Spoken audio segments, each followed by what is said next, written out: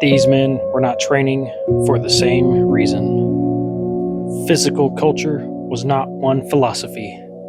It was over 5 different psychologies. And once you understand them, you start to understand yourself. Most men aren't just one of these, but one of these is more dominant in you. The first of these psychologies were the men of feats of strength. These were the guys bending iron pipes with their teeth, lifting numerous people in awkward positions, bending bars using their heads and necks, plus surviving cars and various items being placed on their necks and rib cages. These were the men that touted, "Don't tell me I'm strong, just watch." These were the gentlemen that touted as well that proof is in the pudding, that your merit as a physical culturist lied in the strength of the odd lifts and bending iron, bending bars, manipulating your reality through your physical strength, getting work done, getting the job done. There was no fuss about it. More often than not, these gentlemen were paraded and used in circuses for performance acts. Whether or not they were true to their own strength standards or merely just a magician's tale, these gentlemen were proof in the pudding that you need to use strength in your whole entire body to justify why you're lifting and justify your own physical culture. Number 2 of the men of physical culture are the men of aesthetics and beauty. These are your 1930s, 40s, 50s, 60s, 70s bodybuilders, the silver, golden, and even bronze era bodybuilders, strictly relying on aesthetics and building muscle, your modern gym bro hypertrophy of those times. These men had 5 fundamentals they lived by: conditioning, symmetry, proportion, muscle size, and muscularity. Their goal was to achieve the perfect golden ratio of the perfect aesthetic body, usually based on Greek god statues.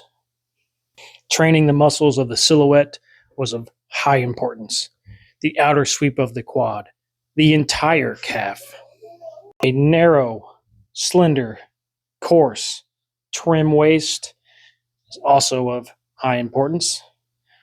As we go up, wide flaring upper lats connected to delts that would blow your mind.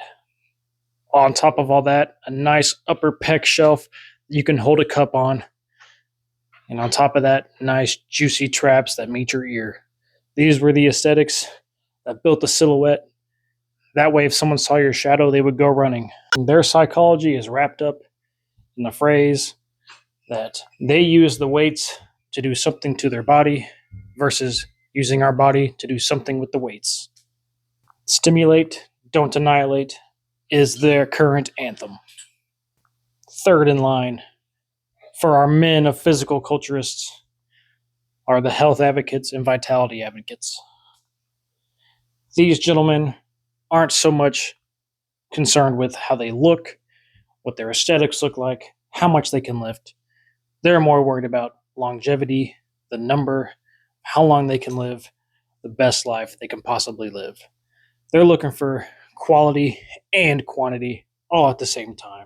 It'd be a weird world to imagine that you're not lifting weights for PRs or fun or training with other people.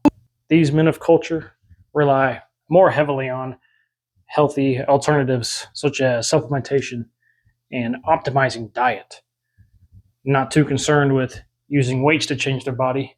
They're more concerned with using vitamins, minerals, peptides, other performance enhancing things to increase their livelihood and endurance. In today's terms, these gentlemen would be called the biohackers of the past. This category of physical culturists usually believe in grounding, getting extra sunlight, and usually injecting L-carnitine. They wish to outlive you, your mom, your grandmom, your great-grandma, and I don't know why. For some reason, they want to live longer than everyone else, but at the end of the day, something's going to get you, so you might as well just leave a big coffin. Number 4 in our category of men who love physical culture are the masters, the ones who practice mastery. Now, this one I can do a deep dive into. I don't want to get too personal in this video, but I feel like I resonate the most with this one because this is the category of men who typically choose one thing at a time and try to get really good at it. And I love doing that. I love picking one movement or one exercise or one piece of equipment and just getting as good as I possibly can with it before moving on. And sometimes I even do whole workouts of one exercise and I just run it for 8 to 12 sets because it felt good. And I want to get perfect at it. This is the realm of numbers, PRs, adding 2.5 pounds or 1 kilogram to the bar, just so you know you're better than last time. This is the self-evident mastery of becoming the best version of you with only 1 kilogram or 2.5 pounds. And powerlifting shows have been won with under 5 pounds. This is also the realm of men who like to use special equipment. Is it a type of men that like to use old iron pieces like I do, or barbell specialists, or kettlebell specialists, TRX specialists, band specialists? These are the guys that committed their entire life to picking one thing, using one thing only, becoming a master at it, and now they're proficient. Oftentimes are the teachers too. These are also the pros of any category. Oftentimes working up into their mastery, becoming professional and getting paid for what they do. These gentlemen's psychology lie in the fact that they're always trying to improve on themselves, self-mastery, and adding to whatever sport they're doing with their own individuality. Last, and certainly not least, is the usefulness category of the men of culture. These were the gentlemen at a young age would be helping their mothers get every single grocery bag all at once from the car to the fridge in one go. Going twice was not an option for them. Making a second trip to the car was often a walk of shame, defeat, and oftentimes ridicule by the other men of the house. Growing up to be helpful and useful, these men generally became dad strength advocates, farmer advocates, and just overall general usefulness of your body kind of strong. You know, the type of guys you see with just football-sized forearms. They never trained a day in their life, but they've worked a blue-collar job their whole life. Yeah, those kind of guys. Now, you may not say that they train, or they may claim they don't train, but there is something about them that you know, if they just grabbed a barbell and started lifting, they would just blow us out of the water. And those are still physical men of culture because they still do physical things. So these gentlemen's psychology strictly relies on being useful around the house, being able to move whatever you need to move at any time, any place, anywhere. You can do it. You're offering help no matter what.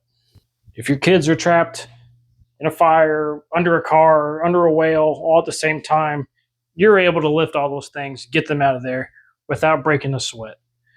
You are the men of culture who rely on usefulness.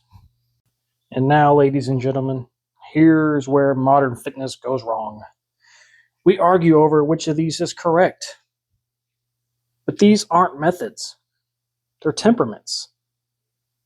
Your training preferences reveal something about you. What you value, what you fear, what you might be trying to prove or preserve. And most men aren't just one type. They're combinations. These temperaments shift. When you're young, you want proof. You want to prove yourself. Then usually you're looking into aesthetics, the beauty aspect. Then you realize health is more important. You have a family. Then you have more time for the mastery. And then you can be useful for the rest of your life. Physical culture was never static because men are not static. We change too. So the question was never which physical culture path is best. The real question is, Which one are you right now? And is your training aligned with that truth? Or are you fighting it? Because physical culture was never just about building the body, it was about revealing the man. Please tell me in the comments where you think your category is. What psychologies are you in or in between? Are you a mixture of all of them? Which two do you align with the most? I would say I like to think I'm in the mastery and just now leaving the aesthetic phase. I'm done with my proofs. I know I'm capable of strength feats or whatever, but I'd like to think I'm getting into the mastery zone. And if you haven't checked if you're subscribed or not, please go ahead and do that now. It helps me out, helps the channel, helps me get cool content to you guys. We have some cool concepts and videos coming out here shortly in the future.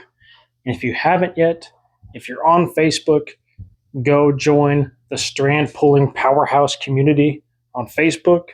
Multiple people posting there all the time with questions, insights, cool photos, old vintage stuff, old equipment. It's very fun to go check out. And here soon we'll be doing a product demonstration video with one of our good friends, and I hope you guys stay tuned for that video as well.